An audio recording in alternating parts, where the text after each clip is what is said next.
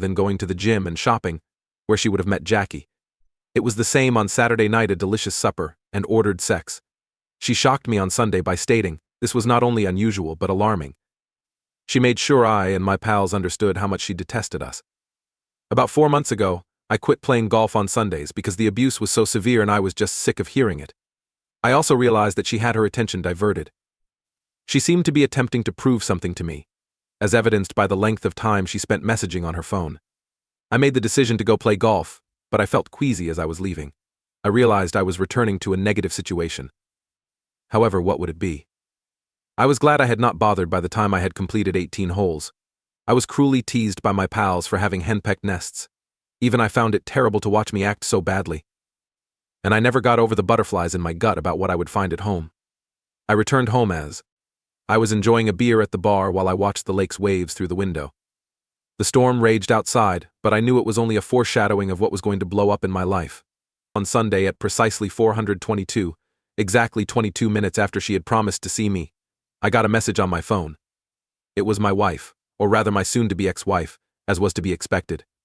"Where are you?" the message asked. Is she really so dumb? Was the inquiry. Or did she believe that since I loved her so much, I would put up with everything she put on me? How should I proceed? Ignore her, or at least initiate action. I had disabled location services beforehand, so she was unable to locate her phone through the app. In order to prevent her from finding the hotel information in the banking app, I paid for the accommodation with an old credit card. My response was lost forever. She answered right away. "How come? What do you mean that?" After a few minutes, "I came home and wanted to offer you a gift," with a gift of laughter. I laughed. "Oh no, thank you," I answered. "It is no longer a gift that you are giving." My phone rang, but I didn't answer it. I turned it off again as soon as it started ringing again. I wrote back, saying there was nothing to talk about. "I've done what I do, and you've done what you did." She took 20 minutes to respond. It is clear that she took her time writing this letter. It said, "Dan, are you sure about that? How do you intend to proceed? I had some personal time this past weekend. I gave you an explanation of everything. I wanted to give you everything now that I'm back. I'm preparing your favorite spaghetti and meatballs for dinner. When are you coming home?" I gave a head shake. She hadn't really paid attention all week, but when she was fixated on something, she always seemed to become sidetracked. That's her fault, then. Dan Simpson is my name, and Marge is my spouse. Yes, we've heard all the jokes about this subject and other things.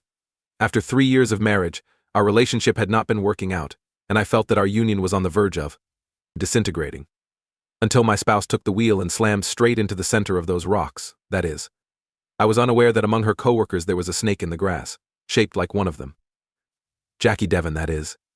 Was the life of the party at work, whispered to Marge that my wife needed a little something strange to add some spice to our sex life. The issue arose on Sunday of last week. Marge had been acting strangely since Friday night, when she arrived home from work. The absence of drinking after work was the first thing that drew my attention. She typically had 3 or 4 cocktails when she got home at 7:30. Arguments, and naturally, a lack of intimacy resulted from this frequently. At 5:30 p.m. today, she cooked a delicious curry dinner for us. She attacked me on Friday night and again on Saturday morning. She requested me to go shopping and have lunch with her on Saturday morning, magazine. But I kept staring at Marge because I could tell she wanted to say something, but she was obviously waiting for me to begin. She returned her attention to the computer screen, unable to contain my stare. I slowly averted my gaze from her. She had recently printed a few pages, as I saw by looking at her printer. To find out what kind of magazine it was, I first closed the magazine. The women's magazine was well known for its tabloid-style content. They gave it to her because I knew she, fast as I could after having one soft drink. I heard Marge on the phone when I got there. She said, "He's home, I should go, we'll chat later," before I could get close enough to hear. She hung up after that. She inquired, "Did you play well?" with a bright smile on her face, yet there was something off about this photo. I was done wanting to play this game. I have to put this to bed. I said, "No, awful, are things going well for you? Are you getting ready for tonight's big talk?" The mask fell and the smile vanished, leaving behind an expression that suggested fear, so I knew I had touched a raw nerve. I turned around and said, "Obviously you have something planned," as I made my way upstairs. "So before we get to the big revelation on your calendar, I'm going to go take a shower." Yes, I was a bit of a jerk, but I wanted her to know that I wasn't doing this perfect wife thing for myself. Marge entered the bedroom right after I finished drying off. "Come down, I want to propose to you when you're done," she said. "We both agree." that we need to restart our marriage, and I believe I have the answer. At least it was a step in the right direction. Her refusal to talk about our marriage over the last few months has been unwavering. The question is, did Jackie suggest the answer, or did Marge come up with it? I feel like I won't enjoy it if it's the latter. After getting dressed, I went downstairs and discovered her using the computer while seated in her office. We could work on different sides of the desk because our workstation was large enough for 2 people to sit at. Each of us organized our own workspace. I had trays, a printer, and a desktop computer. She had a printer, a laptop, and a sizable area that she cluttered with mostly periodicals. She grinned as she turned to face me when I took a seat across from her. She started out by describing her line of thought. "You appear young. I had hoped to speak with you after supper, but you got in before me. You've been warning me for months that our marriage was failing, but I didn't know what to do despite my knowledge of it." Jackie eventually persuaded me that I was concerned about our marriage failing because she could see how depressed I was. When we spoke, she revealed that she employed a few strategies to keep her marriage exciting. My hand went up at this time, interrupting her. Jackie claimed she would never be married again, and I assumed she had been divorced twice. Is she a reliable source for marriage guidance? Marge gave me a glance. She was wearing spectacles, which I had not seen since I walked into the office. Marge had to wear glasses. But she never did until she was lost in contemplation. She obviously took this seriously. All I wanted was for it to make sense. She went on, saying that both of her spouses were quite traditional and older than she was. "You're more up to date, I know." Then she reached up and grabbed the top magazine out of the stack. She turned swiftly to a dog-eared page that showed the exact position. She handed it to me and added, "Jackie thought she would use it to make her second husband feel more refreshed. But he didn't see the point. It's readily visible to me, and I'm sure you can see it as well." I accepted the "should stay together," as my sister, my mother, and Marge's friends all attested.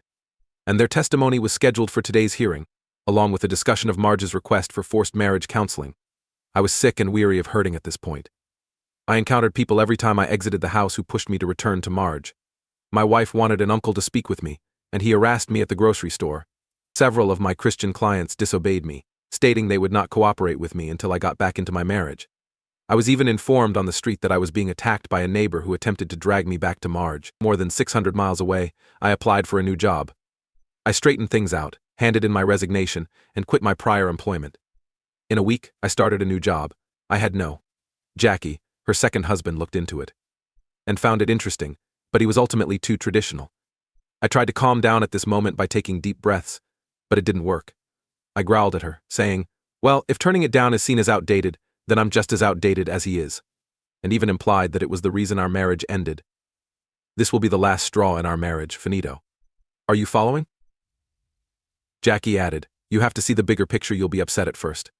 I demonstrated to you my potential when I'm joyful." It was a wonderful weekend. With a voice that was half beseeching, half whining, she said, "If you do this once a month, every weekend will be the same." It annoyed me, like someone scraping their fingernails against a chalkboard, but I doubt she noticed. I gave a headshake. "This weekend was a farce, Marge. I'm not the only one who refuses to accept your princely offer to act like a harlot. I swear to you that I will leave through this door and never return." There should be no qualifiers, buts, or attempts at dialogue or compromise. Should I clarify anything further? She took the documents out of the printer and put them down when I got up. "Go through these articles. Men who have experienced this way of life have written them. Watch their horniness grow.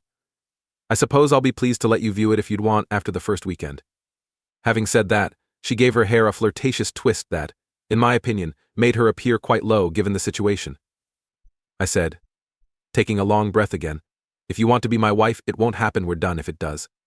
She got up and attempted to sound authoritative. "Dan, please, for once, put yourself aside. Damn it. This is the quickest method for us to add some spice to our marriage. You need something to spur you on, and I need excitement. Next weekend, Jackie, Mel, and I will be staying at a hotel together with 3 of Jackie's friends. They will give me fantasies, which I will bring home to you and we will share together. I met them all last week. I never imagined you would be that stubborn. Dan, it will happen, but not this time." She said this and then turned to leave.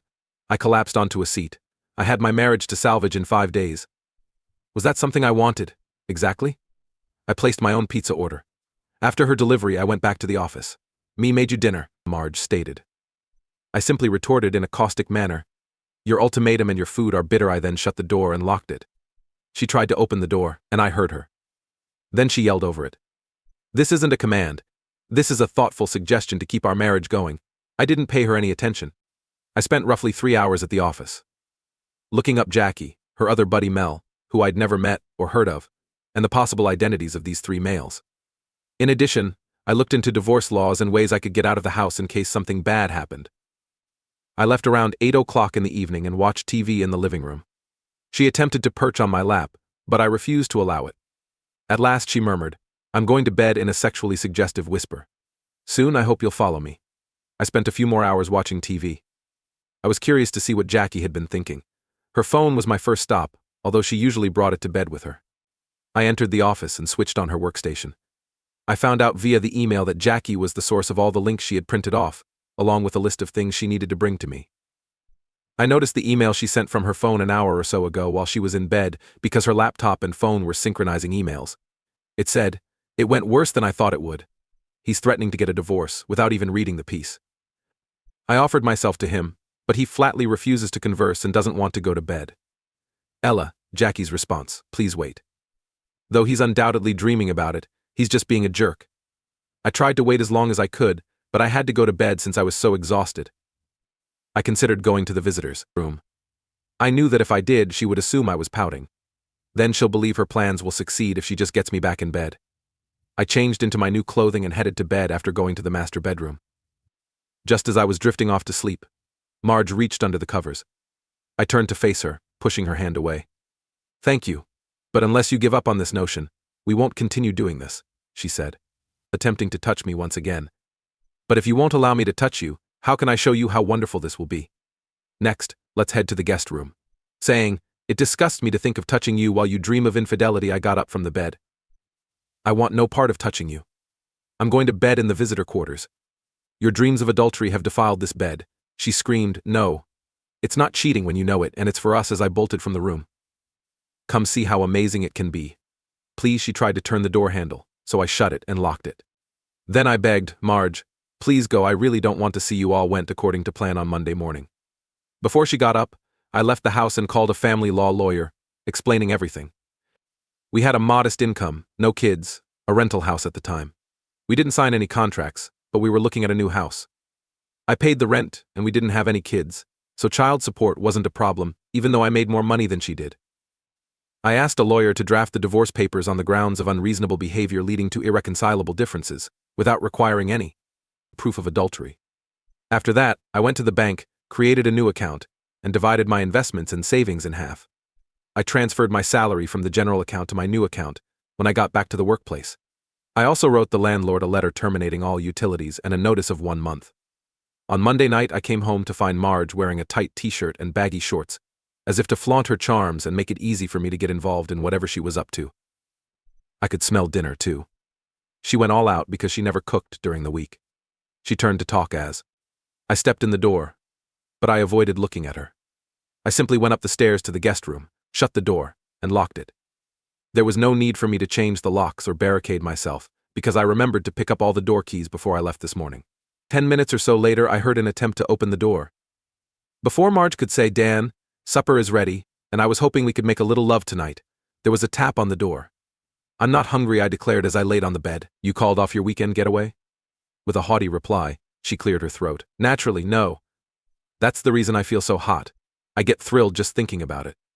I can't wait to see you walking me out on Friday and then sitting on the couch on Sunday, ready to hear everything that happened, and then having me back." I chuckled. I was aware that the laugh was unpleasant, though I'm not sure why. "That's not going to happen, Marge. You are only destroying our marriage. Lower yourself and consider your actions. I don't want to see you, and I feel queasy at the idea of touching you right now." She banged on the door and said, "Dan Simpson, please come out here. Immediately, this holds significance for our union. You must begin acclimating to it." The worst thing was that I felt nothing at all, even though I remained motionless and silent. I wasn't depressed when I should have been. Later, I grieved over my marriage. I started wishing that she would simply do it so I could start the divorce at that time, because all I wanted was for it to end. I took an early shower in the master bathroom on Tuesday morning. I heard 2 or 3 attempts to open the door while I was in the shower. Then I heard Marge suggest, "Dan, perhaps we could share a shower and conserve water." I did not even respond to her. She slammed the door forcefully and said, "Damn it, Dan, that was supposed to motivate you and me." After a few moments of stillness, "Why do you behave in such manner? I answered that it bothers me. I'm not interested in your repulsive fantasy. There was a brief pause before she screamed, "Listen, Dan. We're doing this, I'm putting myself out there right now if you want not to. That's okay. By Sunday night, I'm confident you'll be more cooperative." I dried off, put on some clothes, and walked out of the house without seeing her. On Tuesday, I looked at some nearby properties and discovered a month-to-month rental on the